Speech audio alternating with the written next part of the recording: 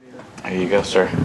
Thank you. Yeah, hello. Thank you for having me. Thank you, Brian, for the invitation. Actually, I came here. I live in Houston, so I came here to San Francisco just for, I have conferences and I'll have speeches. And then Brian invited me and said, why don't you come into our community and speak up and answer questions from people in that community? So I said, I would love to. And I don't know if you know about me. My name is Faisal. I'm the founder of Global Secular Humanist Movement. I was born in Iraq in 1991. I'm a writer and a social activist. I write about topics regarding atheism, humanism, U.S. foreign policy, and anything in between. And one of the things I actually like, this is my third month so far in America, and I've been very much talking to so many local groups across the states, whether they're small or big, or sometimes in universities.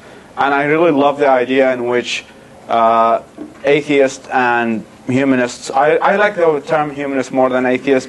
If I want to explain why, I will do it now. Is that because I think that the word atheist means nothing. So it expresses nothing of a person. Is that when you are, as given an American example, it's like if when you're a Democrat, you don't say you're a non-Republican. And when you're a Republican, you don't say you're a non-Democrat. So the word atheist, I mean, in my understanding, comes from the word non-theist. And it is not it does not give a description of a person. So I like to be identified with something that is who I am, and that is a humanist. And that's why I chose the word humanist for my movement, because when someone asks you, what do you believe in? You tell them I'm a humanist, other than you tell them what you don't believe in, which is where atheist comes from. And I'm here to answer questions regarding what I said I'll talk about. So I'd rather not give so much introduction about myself. You can check my website in the meetup and everything, and I'm here to answer questions. I don't know if I can have a seat because I'm too tired. Careful. No feedback. All right, yes. And thank you, Jed, for the beer, by the way. Oh, no, my pleasure. So, I think the term humanist is nice, and I agree with you. One problem I found is that most people don't know what it is. And so maybe in the beginning of our life here, the term atheist will stand out more and give people really the understanding of what we are. yes, that's true. And obviously the word atheist has much more popularity and much more marketing into it than the word humanist, and I agree. But at the same time, what I think is that it does not give description because it doesn't tell who you are. I mean, atheists come in all shapes and sizes, come in all different ideologies. So there is nothing actually that unites atheists. I mean, as a person who has I'm pretty sure Brian maybe people are familiar with the Global Secular Humanist Movement, which is now reaching 200,000 followers.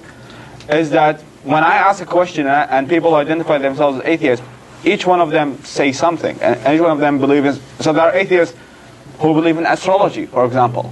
And there are atheists who believe in New Age bullshit.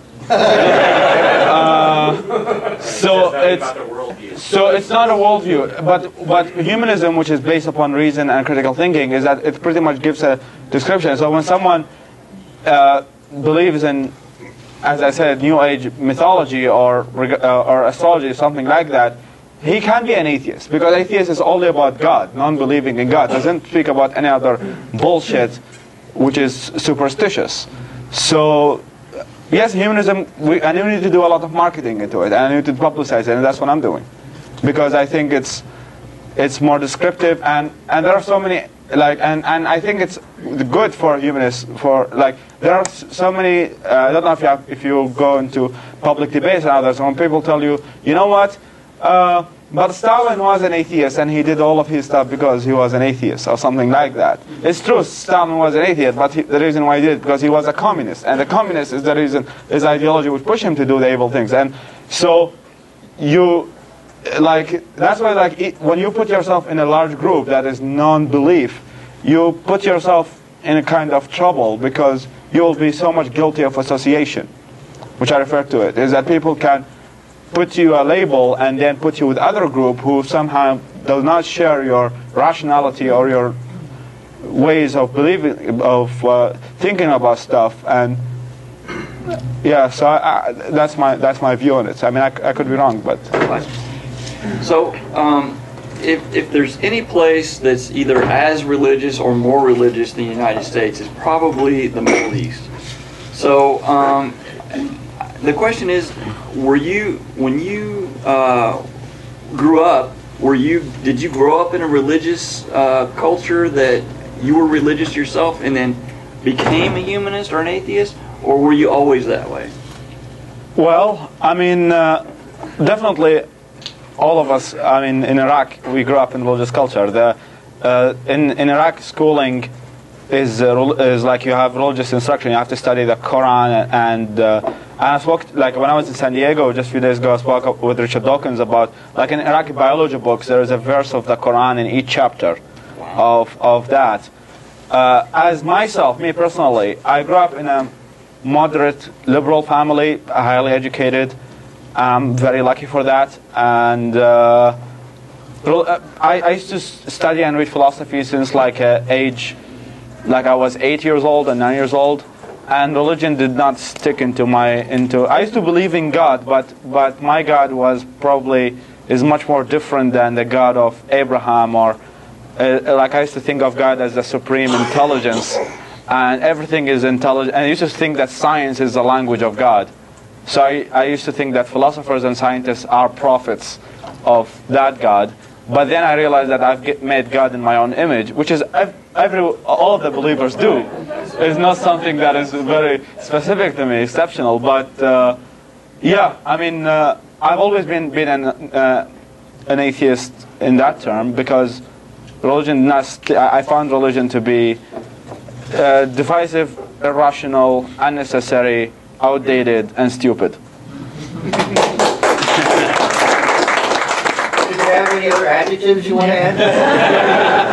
I wish my English is better. It's perfect. Joe, I think Joel had his hand up for a while. Hey, Sure. I got a question. Going back to the whole discussion of the word atheist often having a negative connotation. A lot of Christians think that atheists are people who hate God, which isn't true. They also think that atheists are people who have bad morals.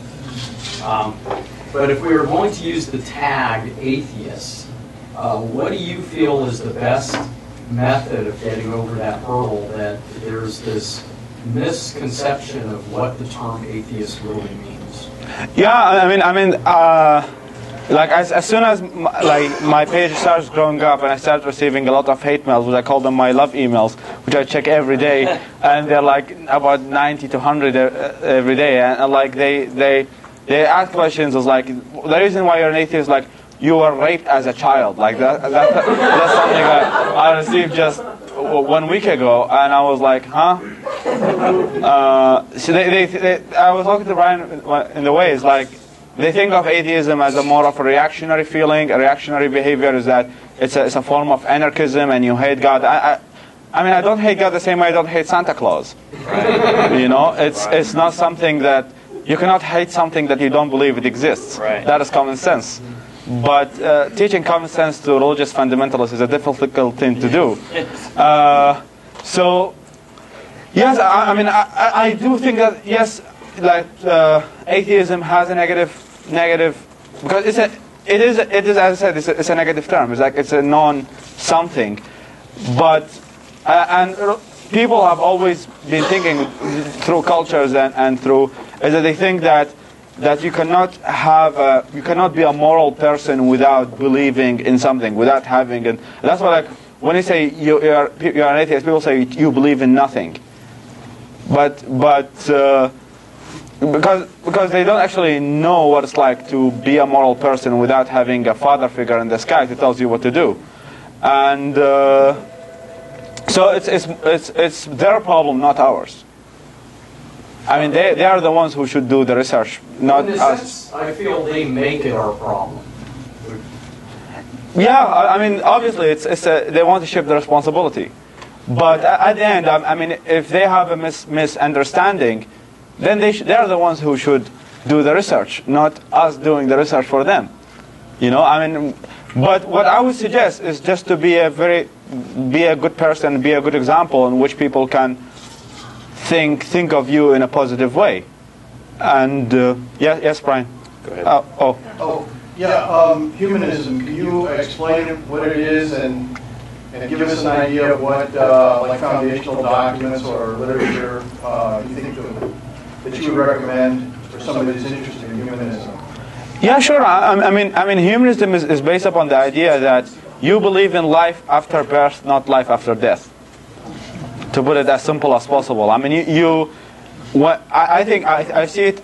Humanism is more of an outlook to life rather than an ideology, in which you think that you have only this life to live, and you try to make the best of it, and basing your life upon evidence. And for references, I mean, humanism. There are different types of humanism. I obviously recommend the secular humanism, not the religious one. In which that's what I'm talking about. Secular humanism is based upon that there is only one life to live, and you base your life upon evidence. Religious humanism starts mostly in the 18th century, etc. And I mean, books like from Christopher Hitchens into Sam Harris into Introduction of Humanism are very good literature to follow. But at the end, you don't need to. I mean, these books are not like holy books, you know. I mean, they just give you examples, but at the end, it's a lifestyle you follow. I mean, in my opinion, I'll give you an example. When you think that the people you are meeting you're not going to meet them afterwards. You're not going to meet them after you die. You start to appreciate things more when you know that you have limited time on this world. You know, and that is application of humanism right there. Is that if you know that this person is you only get to meet him in this life. If you make a mistake, you say sorry to him at the moment. Not when, you know what, I'm going to tell that to him after in heaven or in hell or something like that. For me, I like hell, but... the applications are right there, in which, it's an outlook more than an ideological... So, I hope that answers your question. Go ahead, Jeannie. So, yeah, sure. The whole marketing thing is very important, right? Like the message, sell people know things. What's your marketing pitch, right? I'm some guy from the streets, humanist, atheist. What is this crap? I got this book thing. Like, what would be your pitch? Like, how would you communicate what you mean and what you believe in a narrative that someone who's just coming off the street can understand? Yeah, well, I mean, people from the street are kind of different individuals. It's, you have to apply different approach to different people. It's, for me, I would like to listen first, what do they believe? And what they think about things. And then try to argue with them why they are right or why they are wrong, and what I think about that. As for marketing, I mean, it's... as far as I said, I mean, being a good person is a very good marketing strategy. Right. Is that when people have these misunderstandings and they think, you're not moral because you don't believe in X and Y and Z, and they see that you're a good person, you're doing a very good job in your life, and you're happy and you're productive and making an impact and making the world a better place, then that is itself a good marketing strategy. Sometimes action speaks more louder than words, and that's what I believe. I mean, if you are... That's not enough, because people have looked at me and said, "Oh, you're a Christian because you behave this way." Yeah, because I understand where that comes from. Is that because, is that within the culture is that always morality has been hijacked by religion. And what is always done good is always done because people think it's because you are a religious person. So you have to do your job to prove them wrong. Whatever religion they happen to be. Yes. That is something. So that's why we have to. say that we're humanists and we're doing it because we're humanists, because we love other people and we care about this world. And so, yeah. I think Gina had a question there. Go ahead, Gina. One thing about humanists, it seems that you can be a humanist, depending on how you paint it, and still be pretty fuzzy-headed, right? It can just be a up with people kind of thing, and you have sort of a rainbow bright kind of view of reality. Basically, humans are wonderful. That doesn't mean anything about you thinking that being, skeptical and using reason is the way to do things. I can think of miscellaneous friends of mine who are, basically spend a lot of time, meditating and going to ashrams or whatever, right? I mean, basically, they think humans are fine and they're not theists, but their sense of humanism is just about that humans are cool, including all of the irrational things about them. I think that what you mentioned is, that's why I always emphasize on the word secular humanism, not merely humanism. What you just talk about I think what you're talking about is more of called the positive thinking bullshit, which is all about humans are. I mean, secular humanism is based upon reason and deal with people as individuals and not generalizing. I mean, one of the quotes I like about generalizing is that all generalizations are false, including this one. This quote is by Mark Twain. Secularism is not based upon this general statement that all humans are wonderful or something like that. I mean, humans are different individuals and we deal with them differently.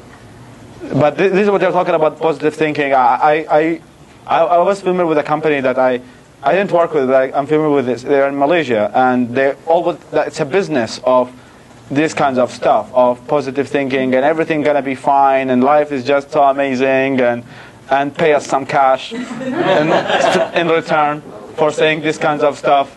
And as for meditation, I mean, meditation is good. I mean, to have Sam Harris, actually one of the authors, which I recommend, who talks a lot about this subject. You can still meditate, but you don't need to believe in the bullshit attached in the religion factor, in which when you meditate, you're still part of this world. So there has been a lot of people assigning meditation with going outside the universe and talking to Jesus or something of that sort. That is nonsense, obviously. But meditation is a good practice. I mean, I would recommend it myself, is to calm down yourself, have a moment of calming, and it's good for the brain, it's good for... Yeah, we got a question back here. All right, this is a little bit different, but you mentioned Christopher Hitchens. I was wondering, in terms of bravery that humans show, like, for example, I believe your story is full of bravery. Is there any stories or people you would think who exemplifies bravery in humanists? They come forward and they do things that put them in harm's way. Yeah, I mean, you mentioned Christopher Hitchens. Christopher Hitchens, as you know, was very supportive of the Iraq War, which, and I met him in Iraq in 2007. Is an example, like I actually asked him himself, why did he personally took that bravery to hold this unpopular opinion, which is supporting a war that is definitely many people are against, and for him as a journalist, it's not a good idea to speak against the wind. But he stood what is right, what I think is right, and I support the war myself. Is because he cared of things that matter to life. He cared about Iraqis getting freedom out of dictatorship, and I stood and fight for it. I also supported, obviously, the war in Afghanistan, in which now many women are able to go to school because of it. I mean, these are examples in which someone takes an unpopular position in which everybody disagrees with him, but he stood up and he stood up for what is right. And what you think, what I think is a humanist behavior and practice. Yeah, there are so many, like I've listed organization in the website of the Global Secular Humanist Movement. I listed about group of women in Afghanistan who are also working on daily basis to educate women in rural places and give them education. That is also an example of humanism, and like as well as in like I don't remember them one by one, but in the Middle East, like women like Maryam Namazi, she's from Iran, and she's also a wonderful humanist and an activist, and she does a lot of getting freedom for women, freedom for LGBT people, and yeah, you can check my website. You can see a lot of people who I really think that they are doing a very wonderful job in making that happen. Cool, thank you. You're welcome. Could you talk a little bit more about that perspective of Iraq versus American atheists? You mentioned on the ride over about how there were much more people in their 20s that were sort of becoming non-religious, and how that plays out in Iraq. Yeah, I mean, not like I was talking about in Iran. Actually, there is much more hope than Iraq in terms of the youth. Is that because of the Iran revolution happened in 1979, as far as if I got the numbers correct, and the Ayatollahs and the religious regime, a theocratic regime, came into power. Many people saw religion in a practice, and that have created a lot of dislike for religion when they see that religion is playing a very major role in dividing people and killing people and not in making things worse. In which that the people in my age in Iran and even in Iraq, especially after Saddam Hussein fell off and the civil war between the Sunnis and the Shias, many people in my age, even though they may have come from a religious background or they're Muslims themselves, they still have a lot of fear of religious ruling because they see that Islamists are killing all the time and they're just making things worse. So. I mean, you don't need actually to criticize religion, because religion gives the evidence for itself to criticize itself. It gives you the evidence. I mean, if you want to speak about how Muslims react to freedom of speech, just publish a cartoon about Prophet Muhammad and see what happens. I mean, you don't need to lie or make any exaggeration or just make a cartoon, publish a cartoon, and see how Muslims react. And they give you the evidence already. You don't need to make up an evidence. So, as far as the young people, and there's also so many factors, I think, that's the reason why I'm going to complete my degree in computer science, in which that technology and the internet played a very major role in either watering down religion or removing religion. Because as much as there's information, there's knowledge, religion gets... It doesn't work out. Shine the light and the cockroaches will scatter eventually. Yes, is that the reason I think why religious extremism mostly exists and religion in general is because of isolationism. Like Iraq and Iraqi people live in tribes or small communities, and they always stick to that community. They don't meet people from the other part of the world. They don't get to know what they think and what they speak and what they write. But now, with your iPhone or your small cell phone, you can access the libraries of the world. And you can get to know that what you have been taught in school and what you have been indoctrinated by in the society is not the case anymore. And you see that there is people living outside the country who are having a better life than you do and having a happier life. And that is not all there because of the spread of information. They say that that's one of the reasons why the Arab Spring, if you are familiar with it, had happened, is because people like living in Egypt, Tunisia, and all parts of the Middle East, they look at the internet, they see Facebook or Twitter, and they see Americans and the Western world, they have a good life, they have freedom of speech, they have good rights, women have rights, and they look around and they say, what the fuck are we living in here? This is not what we want, you know? Information played a very major role in how did they process the world, and they make the worldview accordingly. Yes, sir.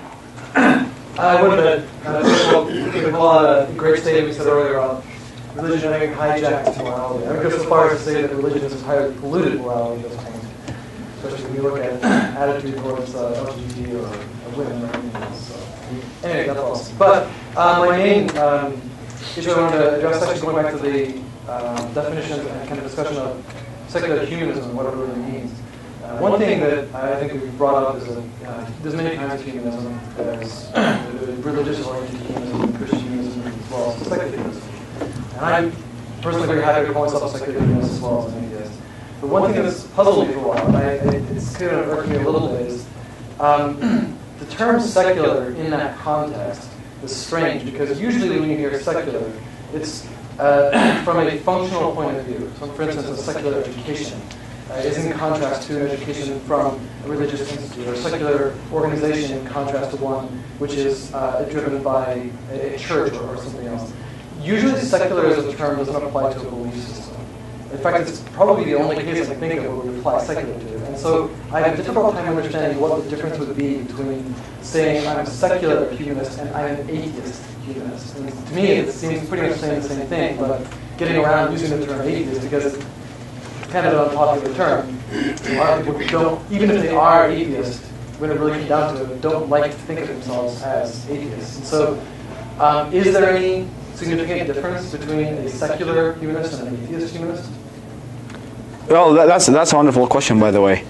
It's I mean the term secular humanist was coined by Paul Gertz, the founder of the Council of Secular Humanism. Also, he created CFI. Is that because humanism have always been and morality have always been hijacked by religion, in which people think that you can only be a good person because of religion. Is that the word secular in that sense is just to make an exceptional term to exclude that it's secular. It's not driven by religion, but it's non-religious philosophy or non-religious outlook. That in which here the secular term means. So it just means it's non-religious philosophy. So it's yeah. I mean that's what as for atheist human, it's kind of. I mean I think of it as a synonym. It's like you cannot be a secular humanist without being an atheist. So it is kind of the same thing. I mean just that humanism is a moral outlook to life, and atheism is a more of a belief, like it's a non-belief. And also there's the question about what agnostic and what atheist is. So it's at the end, I mean, now humanism, like what the term actually used by humanism, mostly means secular humanism, because religious humanism is no longer used actually for someone to. There are also different kinds of existentialist humanism, and there's also Marxist humanism, but the secular humanism is the one that is based upon, like it's the outlook that is non-religious, exclusively non-religious. And I always try to use that term because I actually get this criticism in the page in which people say, "Oh, why you're criticizing religion because you're a humanist?" Then I told them, just look at the title of the page. It's secular humanist. It's something else. It's not religious humanism. Let's go next. Joel, real quick. Obviously, there are a lot of logical contradictions in the beliefs of Christians. But I was wondering if you have a sense of what is really going on in the minds of Christians. Well, good luck with that one. Especially come from Iraq, and it's really, for me, I probably I can more explain about Christianity than him because he grew up in Iraq, the place that but I've been exposed to the Christianity for 30 years, and it's a little bit difficult for him to explain. Maybe explain a little bit more about. We talked about the dynamic of the. Yeah, that's what I'm actually going to talk about. I mean, Christianity, in my opinion, has been kind of evolved during the ages, especially after the Enlightenment that happened in Europe in the 17th century, and that is not the case for Islam. I always try to mention that now, because of modernism, the Christianity especially, has tried to accommodate that modernity, and it got watered down pretty much, which explains now why the majority of Christians actually take their morality out of the Bible, not from the Bible, but out of it. I mean, for example, there are so many Christians at the moment who support gay marriage. And they tell you it's like because Jesus loves everybody. Okay? Even though that is not in the Bible, but it's because the belief gets so much watered down. And people have, now the more the belief gets watered down, people try to cherry pick what they want to cherry pick, and they cherry pick the good parts out of the religion. Therefore, there are very few people who actually use the Bible at the moment to justify their morality. Is that most of the morality is now derived from culture and what the priest in the church is telling them. So that explains why Christianity are pretty much evolved other than Islam and there has been more moderation in Christianity than in Islam. There's an article I've written about what is the difference between Christianity and Islam. I don't think, obviously, that I support Christianity, but I do think that Christianity is a much more benign religion than Islam. That is my own opinion. And the reason why I think what I think is, as I said, about the evolution version, and at the same time that the number of people who are cherry pickers in Christianity are a larger percentage than it is in Islam. There are more people who take the Quran seriously than there are people who take the Bible seriously. And for me, as a person who likes to prioritize about who we should deal with first, I would put Islam before Christianity. Not that I think that Christianity is benign, but I think that it's much better, if you know what I mean. I mean, a Christian. When I'm living, even though I may not live in America for so long, I've only been here for 3 months, but a Christian may say that he is like against gay marriage, okay, or he believes that marriage is between a man and a woman. But you don't see a Christian putting in the constitution a law to behead gays.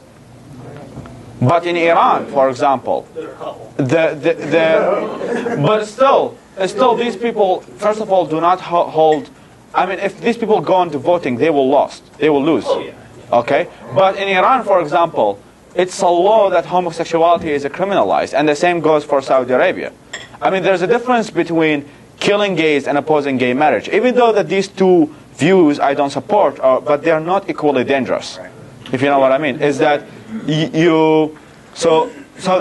that is I think I wish that Islam takes the same behavior that gets evolved, but it doesn't seem to be the case at the moment. Old marketing. Another word, what you mean, Islam is much more dangerous than Christianity. Yeah, in that sense, because yes. They are I believe, brainwashed since. Yeah, I mean, there are more Muslims who take Islam literally than the Christians do. Correct. And this, I mean, as a person who is a writer and mostly interested in things like freedom of speech and freedom of expression, I mean, just do an experiment and you publish a cartoon about Jesus, and you publish a cartoon about Muhammad, and you can see the different kinds of behavior. I mean, if you publish a cartoon about Jesus, even though I'm not a fan of criticizing religion by cartoons, but you don't see Christians going burning embassies and killing ambassadors. That doesn't happen. Let's admit it. And there has been a lot of, let's say, I think from people who try to equate religions, that all religions are equal, which I think is a very stupid and idiotic behavior. Is that when you try to, whenever I try to criticize Islam, they tell you, oh well, Christians do the same. You know, they don't really understand what the hell is going on in the Middle East. Obviously, I mean, when someone tells me this, obviously he have never visited a Muslim country, never been there. He's just making an ignorant point of view that is just like, oh, all religions behave equally. No, that's not the case. I mean, when we have to prioritize and look at things individually and try to find out what is the most dangerous one and put more focus and more time on the things that matter. I mean, I'm not against religious freedom. I'm all for religious freedom. I'm all for people believing whatever they want. So what I care about most is the harm done by religion. I don't mind people believing in religion as much as that they use their religion to harm people. And if anyone who thinks that Islam and Christianity are equal in that sense, I think they should check a psychiatrist. For example, Islam, at least in Iran, if a woman having an affair with somebody, they hanging her. But in Christianity, they don't do that kind of stuff. You know? Yeah. And also, well, not nowadays, but in Galileo's time, they had cartoons. Yes. The best way to mention it is like Sam Harris, actually, I took it from him, is like he said that Islam of the 21st century is the Christianity of the Dark Ages. Correct. Yeah. Correct.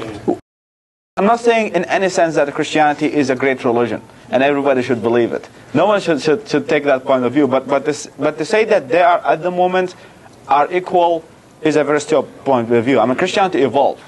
That's what happens. Reformation happened, Enlightenment happened mostly in the Christian countries, and also goes. I mean, one of also difference of Christianity and Islam at the moment would be apostasy.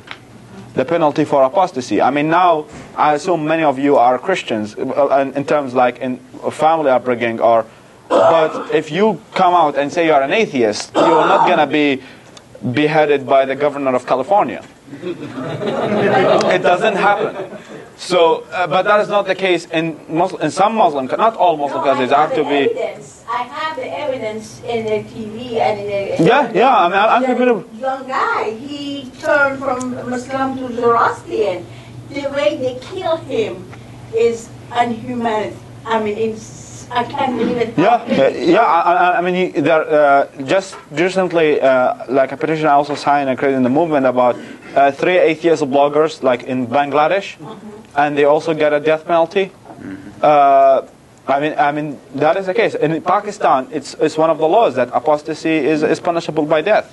That is not the case in most Christian countries, or I won't call them Christian countries, but Christian-dominated countries like the United States. It's not the case. So anybody who's trying to equate is, as I said... the severity is different. That's their marketing. Thomas? One of the criticisms of secular humanism is that it's based on moral relativism. How would you respond to that? Yeah, well, that's the thing is like moral relativism has been a point of view that I've been always against.